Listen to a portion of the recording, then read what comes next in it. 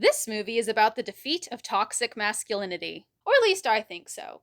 When the movie starts out, we have Arnold Schwarzenegger's character Dutch, who comes in, and we are shown that he is a manly, masculine man who leads a bunch of manly, masculine men. And there's the famous shot where like Arnold Schwarzenegger and Carl Walter are like shaking hands and their muscles are flexing so that we know that they are manly men. Arnold Schwarzenegger and his crew, like, they have the social prestige. They're the best of the best, and everyone knows it. They have the big tools, right? They have all the training, they have all the skills, and they have all these sexual conquests that they talk about at various points in the movie, whoring and warring, as it were. Then they go into the jungle, and that is where all of these external expressions start to be stripped away.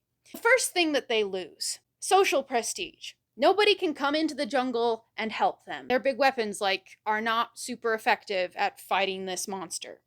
Their training, they've never been trained to fight an alien from another planet. And so all of these external things, all of these external expressions of their power and their strength and their manliness cease to matter or are taken away completely.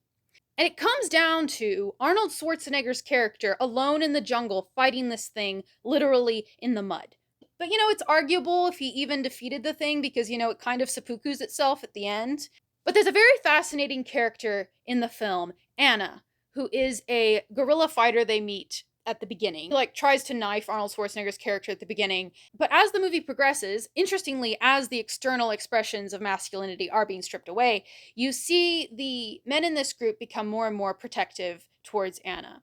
There is the famous scene, "Get to the chopper!" That's Arnold Schwarzenegger's character telling Anna, the woman, that she needs to go and get to safety and he's going to stay behind, basically sacrificing himself to fight this monster thing.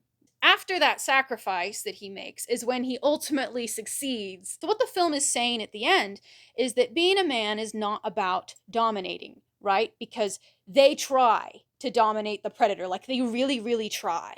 It is about, according to this film and my interpretation of it, it is about protecting those who are weaker than yourself. That's the thing that is finally successful, is when Dutch decides to protect this woman. And she's not a love interest for any of the characters in the film, which I appreciate. I'm not saying this is the only way to watch the Predator movie, or like the one true way to watch the Predator movie, but it's just a perspective I enjoy, and but I think it's really fun.